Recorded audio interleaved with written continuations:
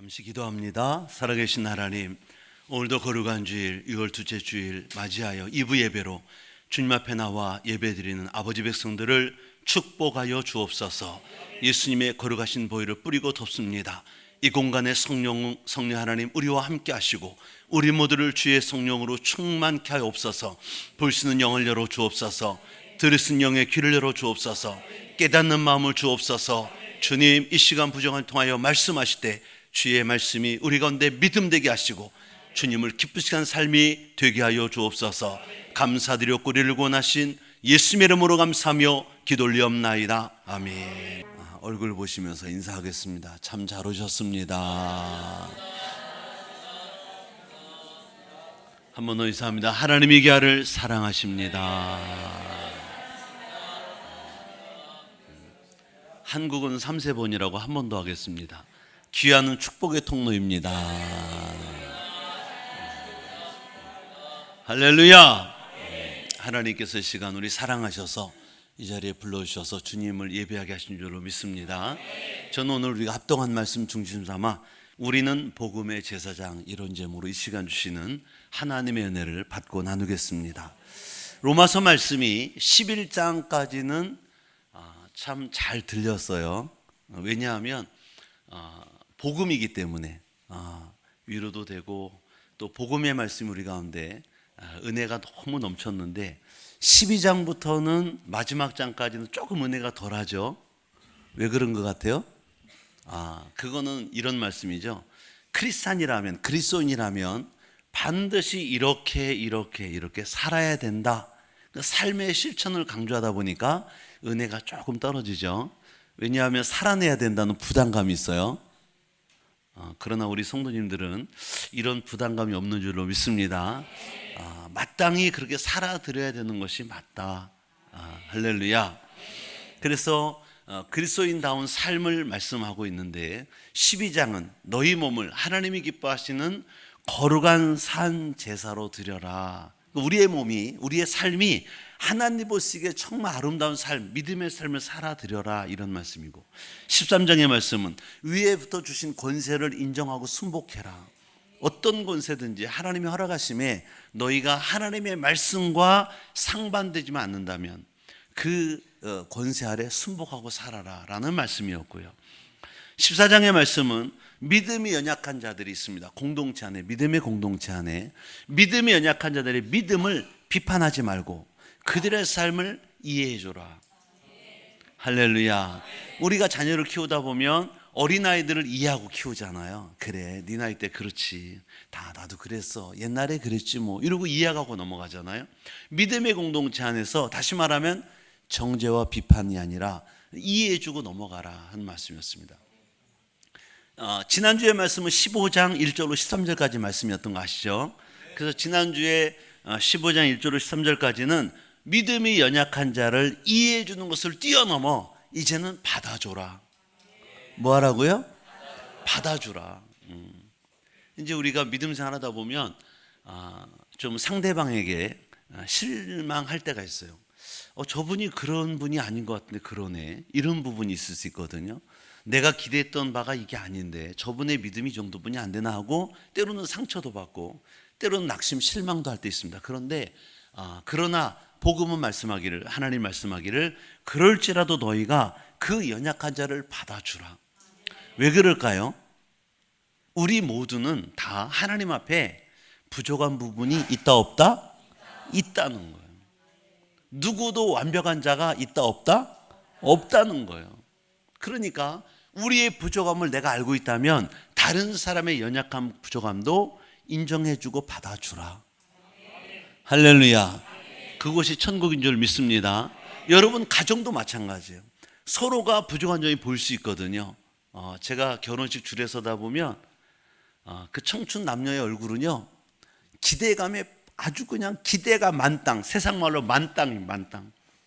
내가 이 사람하고 결혼하면 오늘부터 천국이야, 이 기대감이 만땅이 돼 있더라고. 그런데 많은 주례사 하는 분들이 주례사를 어떻게 하냐면 그렇게 기대 만땅하지 말고 한쪽 눈을 감아줘라. 사랑하는 사람한테 윙크도 하잖아요. 윙크는 왜 하냐? 그 사람의 한쪽 잘못된 실수하는 부분을 한 번쯤은 감아주고 가라, 이런 뜻이라는 거야.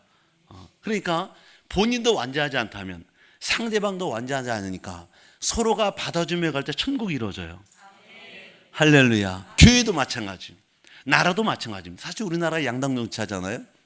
그러다 보니까 서로가 도를 넘은 말들을 많이 해. 우리는 예수당입니다. 할렐루야. 다만 나라에 세우신, 하나님이 세우신 유정자들을 기도할 뿐이에요. 근데 우리가 서로가 위해서 기도해주고 받아준다면 아름다운 사회 나라가 될 줄로 믿습니다. 주 4세기경 원어 성경 사본을 라틴어로 번역하던, 수많은 주석 성경을 썼던 기독교 교회사에 지대한 공헌을 했던 세인트 제롬이라는 분이 계십니다. 여러분 혹시 들어본 적 있으시어요? 이분이 베들레헴에서 동굴에 들어가서 그를 따르는 많은 사람들과 함께 성경 사본을 라틴어로 번역하고 있었습니다. 우리나라도 이 성경이 지금 영어 성경, 한자 성경이 다 번역되어 온 것이죠. 번역을 하고 있는 라틴어로. 그래서 그 라틴어 성경이 그 후에 가톨릭 교회에서 많이 사용됐습니다. 어느 날 그가 성경을 번역하느라 열심히 번역하고 있는데 그 동굴 안에 사자가 한 마리 들어오는 거예요. 옆에 있던 사람들이 혼비백산해서 놀라서 뛰어가고 소리 지르는데 이 제롬이라는 분은 태연하게 앉아서 번역을 하고 있습니다. 그때 그 사자가 들어오더니 갑자기 제롬 앞에 웅크려 앉더니 발 하나를 내놓는 거예요. 그 발을 보니까 발톱 사이에 엄청난 가시가 박혀 있는 거예요. 이 고통 때문에 잘 걷지도 뛰지도 못한 정도로 심하게 가시가 박혀 있는 거예요. 그 사람을 찾아온 거야, 예를 들면. 그래서 이 제롬이 그 가시를 뽑아줍니다. 그리고 치료를 해줘요. 그 제롬과 사자는 친구가 됐습니다.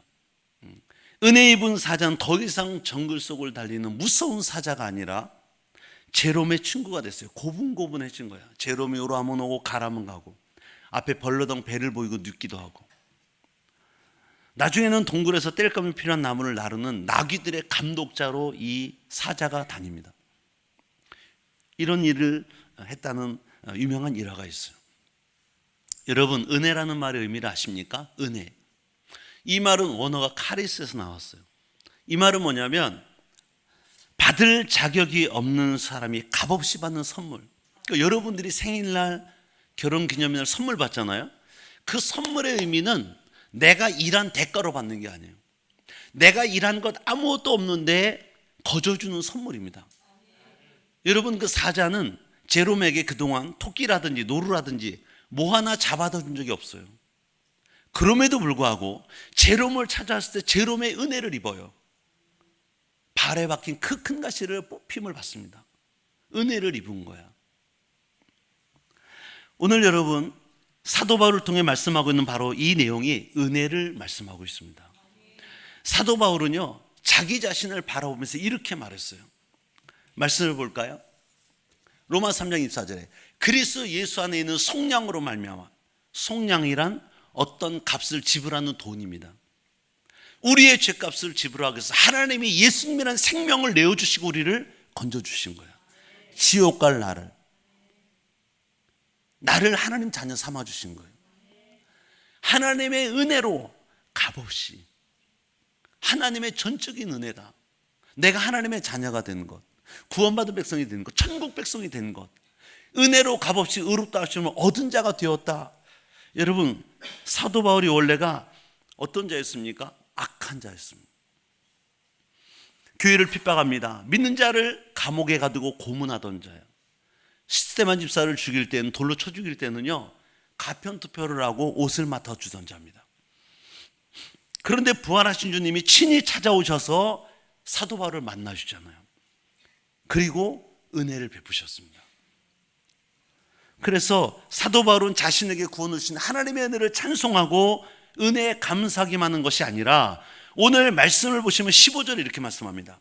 한번 읽어보실까요? 시작. 그러나 내가 너희로 다시 생각나게 하려고 하나님께서 내게 주신 은혜로 말미암아 더욱 담대히 대량 너에게 썼노니. 16절을 볼까요?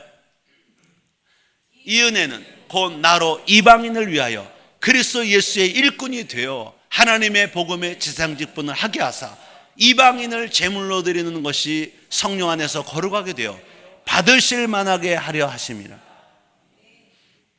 다시 말하면 내가 구원받은 것을 감사만 하고 있고 찬양만 하는 것이 아니라 더 적극적으로 예수님의 일꾼이 되고 하나님의 복음을 맡은 재직분을 감당한다는 말입니다. 결단한 거예요. 오늘 저 여러분들도 하나님께 구원받았어요. 아멘. 죄사함 받은 줄로 믿습니다. 예수 그리스도가 우리의 모든 죄의 속량물이 되어주시고 대속제물이 되어주셔서 그 은혜로 우리가 구원받은 줄로 믿습니다. 죄사함 받았고요, 과거, 현재, 미래죄까지 다 용서받은, 그리고 그 안에 가운데 사는 자예요. 할렐루야. 오늘 본문 말씀 보시면 첫째로 복음을 받은 자는 예수님의 일꾼이라고 말합니다. 오늘 여러분들은 복음을 받으셨나요? 복음, 이 복음으로 우리가 구원받은 줄로 믿습니다. 그러면 복음을 받은 자는 누구의 일꾼이라는 거예요? 예수님의 일꾼이다. 사도 바울은 또한 자신을 복음의 제사장으로 표현합니다. 예수님의 일꾼이나 복음의 제사장이나 똑같은 말이에요. 10절 말씀 보시면 이렇게 말씀하잖아요. 그리스도 예수의 일꾼이 되어 누가? 사도 바울 자신이 고백하는 거예요. 또 하나님의 복음의 제사장직분을 담당하게 하셨다. 여러분, 제사장이 할 일은 뭔지 아시죠? 구약의 제사장들, 백성들의 모든 죄를 하나님 앞에 제물로 죄를 사함받도록 제사를 집전하는 자예요. 그런데 지금 사도 바울이 비유하는 거예요. 이방인들을, 예수를 믿지 않는 불신자들을 제물로 하나님께 드리는 비유로 지금 말씀하는 거예요. 우리가 하나님께 감사함으로 제사를 지내며 나가는데 제물이 있어야 되는데 그 제물이 뭐냐? 구원받지 못한 하나님의 백성들을 주께로 인도해서 함께 예배드리는 것, 이것을 이렇게 표현한 거예요. 그래서 사도 바울은 복음의 제사장으로서, 예수님의 일꾼으로서 불신자들에게 가서 복음을 전하고 그 사람들을 제물로 삼는 것을 자기 생애의 일관된 목표로 삼고 나갔습니다. 오늘 저 여러분들은 어떻습니까? 저 여러분들은 예수님의 일꾼이다. 우리도 복음 받은 자잖아요. 구원받은 자잖아요. 사도 바울과 똑같은 애를 입은 자들이에요. 우리는 어떻습니까? 예수님의 일꾼이라고 자신 있게 소리칠 수 있냐? 우리가 불신자들을 주님 앞으로 인도하여 제물을 드리는 복음의 제사장들이라고 자신 있게 말할 수 있냐? 어떤 분들은 그리스도의 일꾼이라고 그러면 오해하기도 해요. 그리스도의 일꾼 그러면 목사님들, 선교사님들만 얘기하는 거 아닌가요? 일반 성도들을 그렇게 말합니까? 맞아요. 일반 성도들도 마찬가지입니다. 많은 분들이 신학교 나오고 목사 안수 받고 전사직분 받고 또는 아프리카, 중국에 가고 이런 사람들을 얘기해요. 주의 종, 주의 일꾼들은. 그렇지 않습니다. 이것은 아마 중세 가톨릭 시대의 가르침의 영향으로 볼 수 있어요. 여러분 아시나요?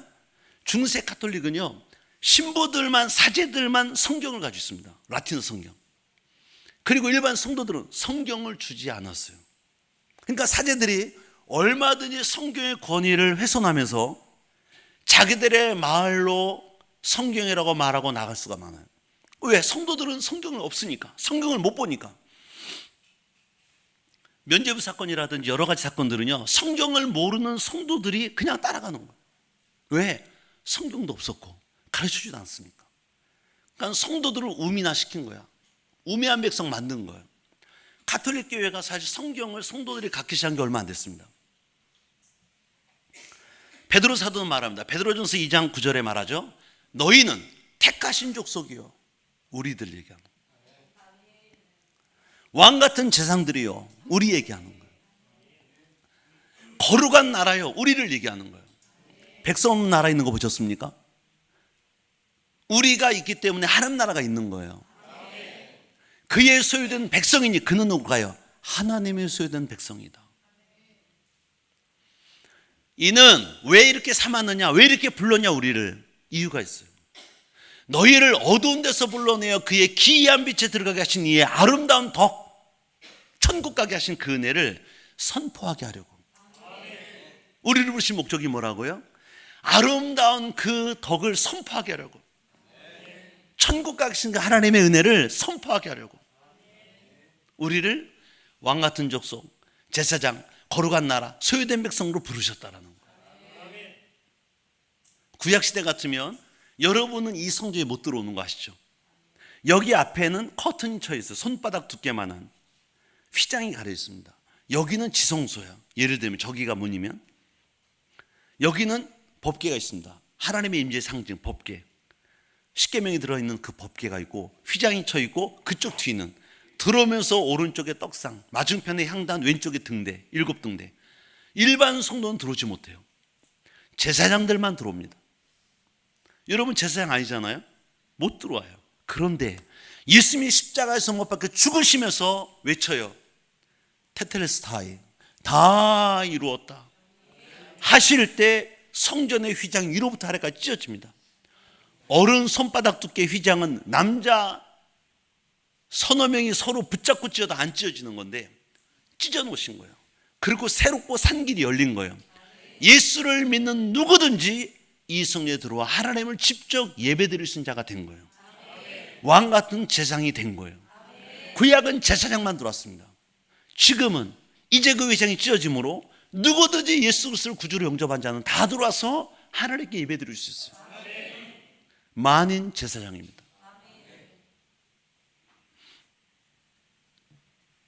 그러므로 우리가 어떠한 직업을 가졌든지 어떤 일에 종사든지 우리가 예수 그리스도를 믿고 있다면 나는 복음의 제사장이요 예수 그리스도의 일꾼인 것을 믿으시길 축복합니다. 신학교를 나오고 목사나 전사 일을 해야만 주의종이 아니고, 미국에 한 청년이 아프리카 선교를 꿈꿨습니다. 그래서 아프리카 선교를 위해서 기도를 많이 했어요. 결혼한 후에 자기 아내와 함께 마지막 심사를 보러 뉴욕을 갑니다. 뉴욕을 가서 심사를 보는데 아내 될 사람, 아내의 체질이 너무 약한 거예요. 그래서 결과는 어떻게 나냐면 당신이 만약에 아프리카를 가면 체질이 약해서 풍토병에 걸릴 위험이 있다. 가지 못한다. 결국 불허 판정을 받습니다. 그때 아내와 함께 집에 들어온 이 청년이 굉장히 낙심을 하는데 이런 결단을 합니다. 내가 비록 아프리카 가서 선교는 하지 못하지만 내가 선교사로가 있는 그분들의 뒤를 도와드리는, 후원하는 사업을 해야지. 이 청년이 아버지가 치과의사였는데 그 치과일을 하면서 그 아버지가 하는 일이 뭐냐면 교회에서 부업으로 성찬식에 쓰는 포도즙을 만드는 사업을 하고 있었습니다. 그래서 이 청년이 그렇다면 내가 아버지 사업을 이어받아서 내가 이 사업을 해서 교회 포도즙을 만드는 이 사업을 해서 나오는 수익금을 가지고 선교사님들을 도와야지, 물질로 후원한 자가 돼야지 하고 그때부터 일을 시작합니다. 하나님이 그 뜻을 보시고 축복하셔서 엄청난 대기업으로 성장합니다. 들어보신 적 있을지 모르는데 웰치 포도즙 하면 미국에서 아주 유명합니다. 유명한 포도즙. 그래서 지금도 그의 가족들은 좋은 포도즙을 계속 생산해내고 있다. 하나님 나라 사업에 아름답게 쓰임받고 있다.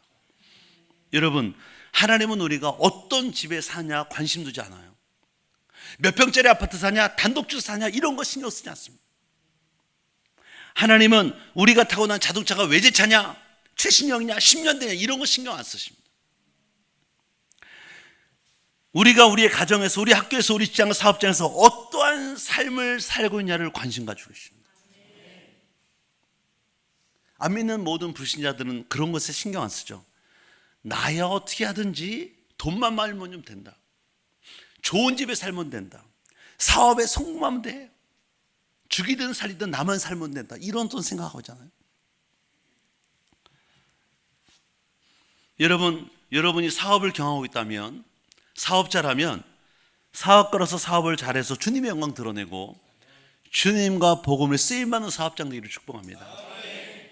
가정주부십니까?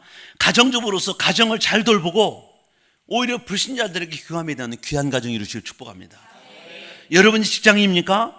직장에서 나에 맡겨주신 선교제라 생각하고 여러분들이 그곳에서 최선을 다하고 성실하게 해서 주의 사명 감당하시길 축복합니다. 하나님의 은혜를 받은 저 여러분 모두는 주님의 일꾼임을 믿으셔야 됩니다. 자, 옆에 분과 한번 인사합시다. 귀하는 주님의 일꾼이십니다. 여러분은 주님의 일꾼이십니다. 주의 종만, 선교사님만 일꾼이 아니고 여러분 각자가 다 있는 곳에서 여러분은 주의 일꾼입니다. 둘째로 주님의 일꾼의 자세가 있습니다. 일꾼들이 가져야 될 자세가 있습니다. 아무렇게나 주의라는 게 아니고 일꾼들의 자세를 오늘 본문을 말씀하는데 17절 말씀 읽어볼까요? 자, 10절 읽습니다. 시작.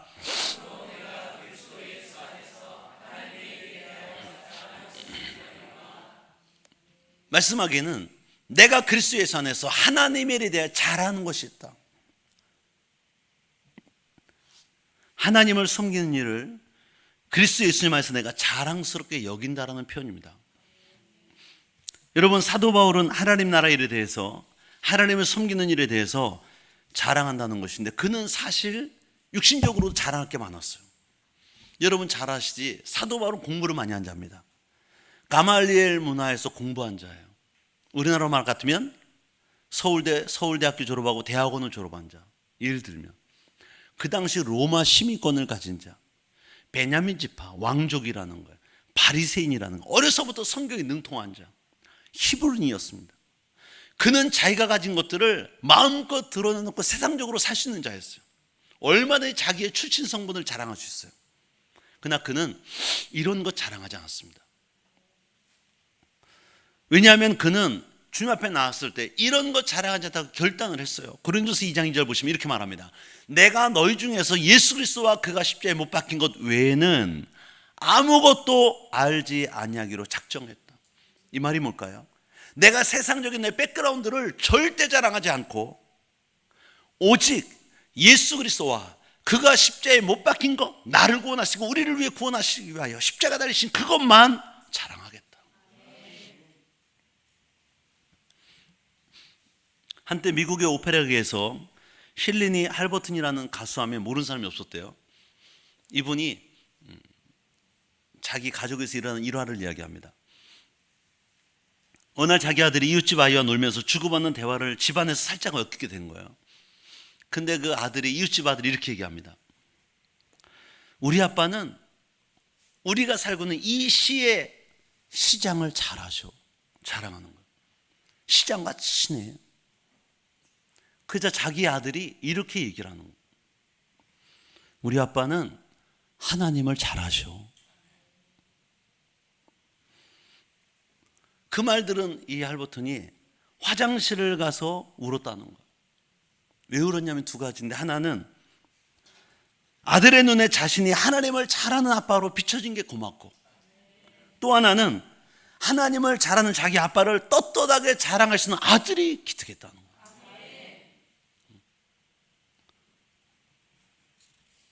여러분, 우리는 하나님의 자녀인데 얼마나 우리가 하나님에 대해서 자랑하고 있습니까? 나를 구원하신 십자가에 죽으신 예수님을 얼마나 자랑하고 있냐? 그분을 얼마나 따르고 있냐? 그분을 생각하고 있냐? 여러분, 하나님의 자녀가 되는 건 얼마나 엄청난 일이 아십니까? 이건 정말 대박. 여러분, 세상의 왕들, 대통령의 자녀 그러면 우리 좀 세상 사신 분들은 다 알잖아요. 김영삼 씨 아들 김현철 씨 사건 알죠? 김대중 씨 아들 사건 알죠? 대통령의 아들들이 엄청난 권세를 가지고 막 휘줬어요. 우리나라 정계를. 과거 그랬어요. 대통령의 아들만 돼도 청와대는 프리패스, 국회도 프리패스, 다 알아. 그만한 백을 가졌어요. 대통령제인데도. 옛날에 왕의 아들은 어땠을까요? 살아있는 신이지. 근데 여러분, 우리가 믿는 하나님은요, 이런 분들과는 상대도 되지 않습니다. 온 우주마를 만드시고 말씀으로 지금도 주장하시고 통치하신 하나님, 그 하나님이 내 아버지야. 그분이 나를 위해 죽으셨어요. 나를 구원하셨다는 거예요. 이 은혜를 한번 생각을 해보세요. 그 하나님이 나의 아버지시다. 나의 이름을 기억하고 계신다. 내가 너를 내 손바닥에 새겼고 말씀하죠.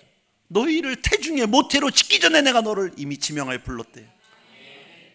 얼마나 감사. 이 하나님이 온 우주 만물을 지금도 통치하고 계신, 세상의 열 왕과 열 나라를 세우기도 하고 패하기도 하신 하나님, 그분이 나를 자녀 삼아주시고 나는 그분을 아버지라 부르신다. 여러분, 아들 딸 자랑하지 마시고, 집 산 거 땅 산 거 자랑하지 마시고, 명분대 또는 뭐 좋은 결혼한 거 자랑하지 마시고, 손주 손녀 자랑하지 마시고 예수님 자랑할 수 있기를 축복합니다. 우리 하나님은요, 여러분이 어떤 아파트, 어떤 차, 어떤 옷, 어떤 백, 구두 갖고 다니냐 관심 1도 없으십니다. 1도 없으십니다. 내가 아버지로 하나님 모시고 내가 하나님을 나의 아버지로 모시다면 나의 삶에 관심이 있으시죠. 우리의 삶이 주님을 자랑하는 삶이 되기를 축복합니다. 셋째로, 주님의 일꾼들에게 주신 축복이 있어요. 복음을 증거하고 주의 이름 쓴 자들에게는 하나님이 더 큰 은혜와 축복을 주시는데, 지금 얘기하고자 하는 건 영적인 축복입니다. 구약의 하나님 앞에 신명기 28장 1절로 14절의 축복을 아시죠? 너희가 오늘날 내 규례와 법도와 율례를 지켜 행하면 들어가도 복을 받고 나가도 복을 받고, 성읍에서도 복을 받고 들에서도 복을 받고, 내 떡반죽 그릇이 복을 받고, 내 우양의 새끼와 내 소생의 자녀가 다 복을 받고, 무조건 축복이야. 이것은 물질의 축복을 얘기하는 것이고, 영적인 축복은 더 큰 줄로 믿습니다. 18절에 보니까 이렇게 말씀해요. 그리스도께서 이방인을 순종하게 하기 위하여 나를 통하여 역사하신 고에는, 나를 통하여 역사하신 것 외에는 내가 감히 말하지 아니하노라. 그 일은 어떤 거냐? 말과 행위로, 표적과 기사의 능력으로, 성령의 능력으로 이루어졌으며. 여러분, 사도 바울이 다니면서 얼마나 많은 기적과 표적을 일으킨지 아십니까? 그분도 똑같이 하나님을 아버지로 섬긴 자야. 우리처럼 우리도 똑같이 하나님을 아버지라 부르고 있잖아요. 여러분, 예수스 영접하고 하나님을 아버지라 부르는 우리가 이런 엄청난 영적인 기적도 체험하고 살았다. 우리도 그렇게 살아야 되는 줄로 믿습니다. 복음을 전한 자에게, 특별히 지상명령 마태복음 28장 19절 20절 말씀에 보니까, 그러므로 너희는 가서 복음에 전하는 자리로 가서 아버지와 아들과 성령을 세례 풀고 내가 너에게 분부한 모든 걸 가르쳐 지키게 하라. 볼지어다. 근데 볼지어다는요, 원어에는 그러면, 그리고 이렇게 되어 있습니다. 그리하면 내가 세상 끝날까지 너희와 항상 함께 있으리라. 누가 함께 하신다는 거예요? 성령 하나님이 함께 하신다는 거예요. 예수님을 영접하고 내가 그 하나님, 그 주님을 자랑하러 나가면, 내가 만난 주님을 자랑하러 나가면 성령 하나님이 지금도 그 복음을 전한 자들과 함께 역사하셔서, 사도 바울이 얼마나 큰 이적을 베풀었습니까? 제자들이 요한과 베드로가 얼마나 많은 기적을 베풀었어요? 우리가 사도행전 강의에서 알았잖아요. 사도행전 보시면 사도 바울이 복음을 전할 때 밤늦게까지 복음을 전하니까 피곤해서 졸던 3층의 창간이었던 유두고가 떨어져 죽어요. 즉사합니다. 그런데 사도 바울이 살려내요. 한 과부가 어려운 과부들에게 속옷을 지어줍니다. 옷을 지어주는 거야. 옷이 희귀했던 2000년 전에. 근데 그 여인이 죽어요. 그런데 베드로를 청하여 그 여인을 살려냅니다. 할렐루야. 죽은 자를 살리고 병든 자를 고치고 귀신이 쫓고, 누구의 역사로? 성령의 역사로. 여러분, 그 성령 하나님 지금도 영존하고 계시고 지금도 살아계시고 우리 가운데 계시거든요. 어떤 자의 역사하신다고요? 복음을 들고 나가는 자. 가서 모든 민족을 제자로 삼고 아버지 아들과 성령을 세례를 베풀고 내가 너에게 분부한 모든 것 가르쳐 지키게 하는 자에게 성령 하나님이 세상 끝날까지 항상 함께 있겠다. 여러분, 이런 체험하고 싶지 않아요? 응? 여러분, 똑같이 하나님을 아버지라 부르고 예수님 영접한 분인데, 어떤 사람은 성령 역사가 날마다 나타나, 놀라운 역사를 날마다 행해. 저는 꿈이 있어요. 저는 하나님께 받은 은사를 제가 아는데, 가르치는 의사가 있고요. 또 하나는 병 고치는 의사예요. 이거 신유의사라고 그래요. 저는 기도해요. 하나님, 우리나라의 현신의 권사님이 위대한 신유 사역자거든요. 위대한 신유 사역자. 제가 그분의 집회를 봤는데 중학교 때 소경된 여자아이가 장충체육관에 집회를 가졌는데요. 장충체육관 서울 남산 밑에 소경 여자아이가 엄마 손에 걸려 나왔어요. 붙들려 나온 거야. 현신의 권사님 앞으로 소경에 날 때부터 눈알이 없어. 그런데 나와서 안수기도 받는 거예요. 왜? 하나님이 우리를 지으시고 만드셨잖아요. 성경 보면 소경이 눈을 뜨고 귀머거리가 귀가 열리고 혀가 풀려 벙어리가 말을 하고 앉음이 일어나고 한 번도 일어난 적이 없는 사람이 일어나. 하나님의 역사잖아요. 성령 역사잖아요. 그래서 그 아이를 데리고 강대상에 올려놨어요. 그때는 강대상에 꽃이 화병이 있었어. 화병. 현시성 권사님 앞에. 그런데 현시성 권사님이 그 엄마가 데려온 여자 중학생 아이를 우리 또래 됐을 거예요. 저도 그때 중학생이었으니까 눈에 대고 기도를 하는 거예요. 나사렛 예수 그리스도의 명하노니 눈은 뜰지어다. 눈알이 없는데 날 때부터 소경인데 눈이 쑥 들어가 있는데 아픔 볼지어다. 눈은 회복될지어다. 눈알은 생성될지어다. 막 이렇게 선포하는 거예요. 한참을 기도했어요. 막 여기 있는 분들이 같이 기도해요. 그러니까 막 장치관 아닌 분들이 막 다 기도했어요. 하나님 눈을 뜨게 해주세요. 기도했어요. 한참 기도하더니 눈을 떴어요. 자, 눈 떠봐. 눈을 뜨더니 뭔가 환하게 비쳐요. 저는 깜깜했는데 환해요. 그래? 다시. 또 예수의 이름으로 눈 뜰지어다. 눈알은 생겨날지어다. 막 이렇게. 아픔 볼지어다. 눈은 회복될지어다. 막 한참 기도했어. 막 여기 있는 분들도 막 뜨겁게 기도했죠. 강천에 있는 분들이. 눈 띄었어요. 뭐가 보이냐? 뭐가 어른거리고 보여요. 어른거리고 보인다는 거야. 그래서 자세히 봐봐. 그러니까 화병을 보더니 이게 꽃이에요? 이러는 거야. 그 여자 중학생이 다시 한번 기도하자. 세 번째 기도하고 눈을 떴어요. 엄마를 알아본 거야. 꽃을 확실하게 색깔도 보고. 그날 장충체육관에 모인 사람들이 막 나도 울었어요. 다 울었어 막. 왜? 중학생이가 날 때부터 여자아이가 소경인데 현세영 원사님이 손으로 안수하고 3번 기도해요. 3번. 눈을 떴어요. 이게 꽃이 엄마 처음 보는 거야. 엄마를 본 거야. 둘이 얼싸안고 강대상을 뛰는데 난리도 아니었어요. 여러분 생각해봐. 딸아이가 날 때부터 소경인데 눈을 떴어요. 응? 정상이 된 거야. 얼마나 기쁠까 생각을 해봐요. 다 울었어요. 나도 울었어요. 하나님의 역사가 너무 감사해서 강대상을 펄쩍펄쩍 뛰는데 난리도 아니었다니까. 저는 제 안에 하나님이 저에게 신윤사를 주셔서 제가 알아요. 은사가 있어요. 가르치는 은사, 신윤사가 있어요. 믿음의 은사도 3가지 있습니다. 제가 은사를 하는데 하나님께 기도해요. 하나님 죽은 자를 살리게 해주세요. 병든 자 고치게 해주세요. 귀신 내어 쫓고 하나님 역사를 이루어주세요. 하나님이 오늘까지 우리에게 많은 역사를 이루셨어요. 전 특별히 세상에서 포기한 사람들, 세상의 의학과 과학이 포기한 사람들을 치료해야 하나님 영광 받으시니까 그런 분들을 치료한 자 되게 해주세요. 기도해요. 소망이 있어요. 정말 지금까지 역사하셨어요. 서울대병원에서 골수 이식을 한 백혈병 환자 1년 6개월 동안 무균실에 있어요. 무균실. 병원에서 골수 이식 받았는데 실패했습니다. 가세요. 틀렸습니다. 그 사람 나이가 40대 후반이었어요. 동원 아파트 살았어요. 여기 녹양동.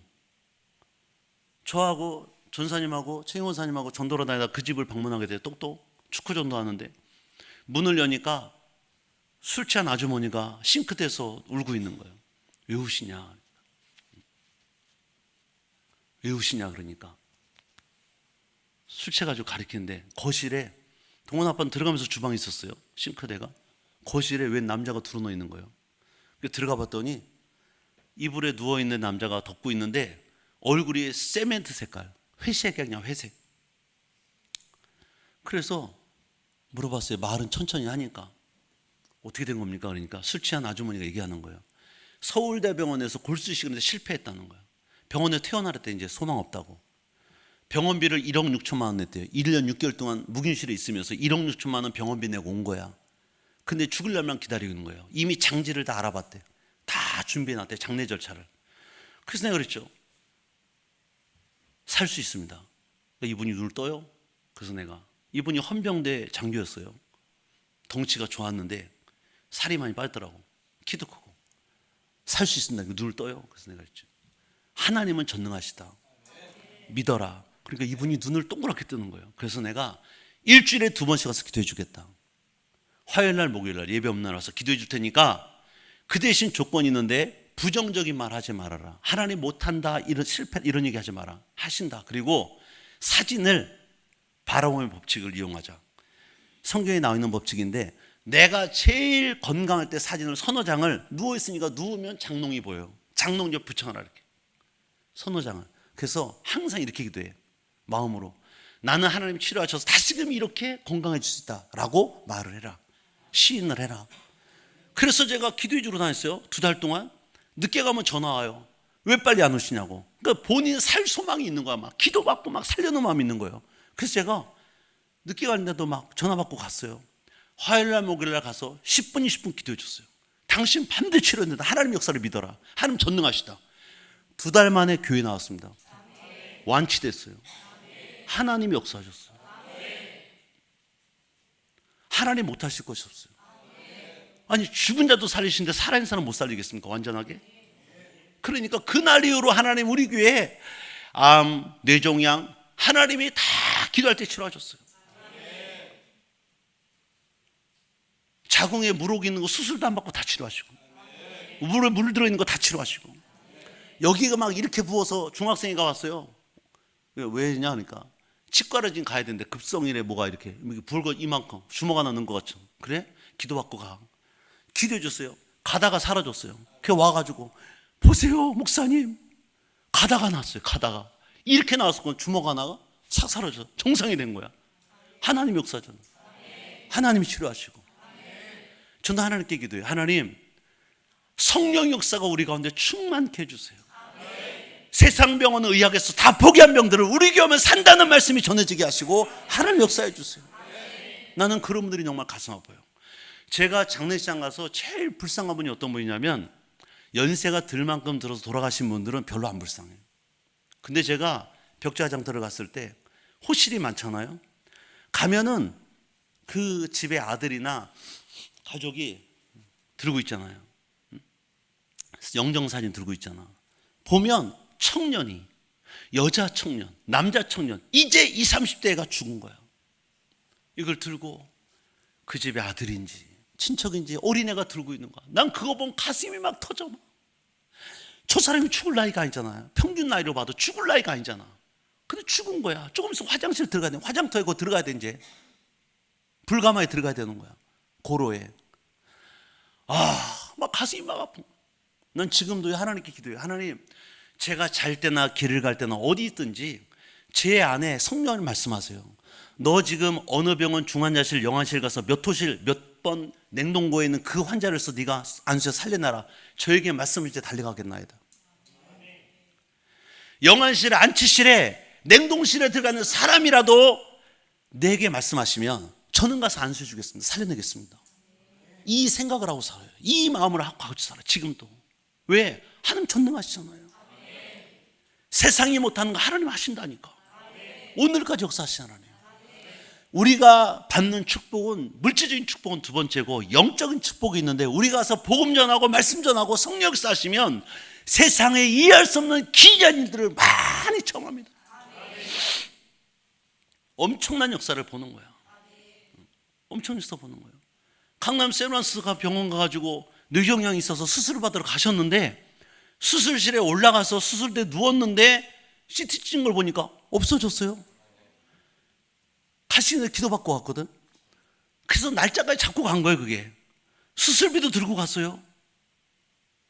우리 박도인 집사님 저 뒤에 있잖아. 어머니 얘기하는 거예요. 하나님이 사라지겠어요. 혈압도 높으시고 혈압도 정상되고. 그래서 그 병원에서 문자로 그래서 카톡을, 사모님 저한테는 어려우니까 집사람한테, 사모님 장문의 편지를 보냈어요. 하나님이 하시나 봐요. 종양이 사라졌어요. 뇌종양이. 혈압도 정상이 됐어요. 거기서 보낸 거야. 장문의 문자를. 의사가 그래, 이상하네요. 뭐라고 말해야 되나요? 하나님이 하셨어. 작년에 있던 일이 작년에. 여러분, 저는 하나님이 우리와 함께 하시면 못하실 것이 없으시고요. 이것뿐 아니라 병 고치는 것뿐 아니라 엄청난 기적을 여러분의 삶 속에서 베푸실 수 있어요.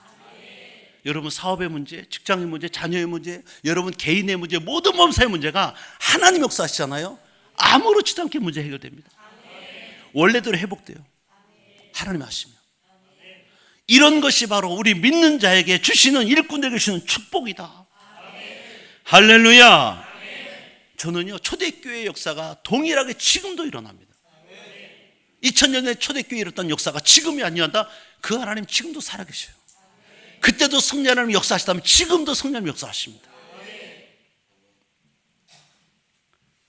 5절에 보시면 이렇게 말씀하잖아요. 마태복음 11장 2절 6절 보시면 예수님이 이렇게 말씀했어요. 세례 요한에게. 세례 요한이 감옥에 들어가 있을 때 예수님을 잠시 의심했어요. 진짜 구세주 맞으신가? 그리스도 맞으신가? 그때 예수님이 제대로 이렇게 말씀해요. 세례 요한에까지 이렇게 전해라. 요한이 옥에서 그리스도의 하신 일을 듣고 제자를 보내어 예수께 여짜되 오실 그이가 당신이 오니까 우리가 다른 일을 기다려올까? 예수께 대답하여 이르시되 너희가 가서 듣고 보는 것을 요한에게 전해라. 맹인이 보며 못 걷는 사람이 걸으며 나병한 자가 깨끗함을 받아요. 못 든 자가 들으며 죽은 자가 살아나며 가는 자에게 보험이 전파되라. 할렐루야. 지금도 그 역사는 동일합니다. 지금도.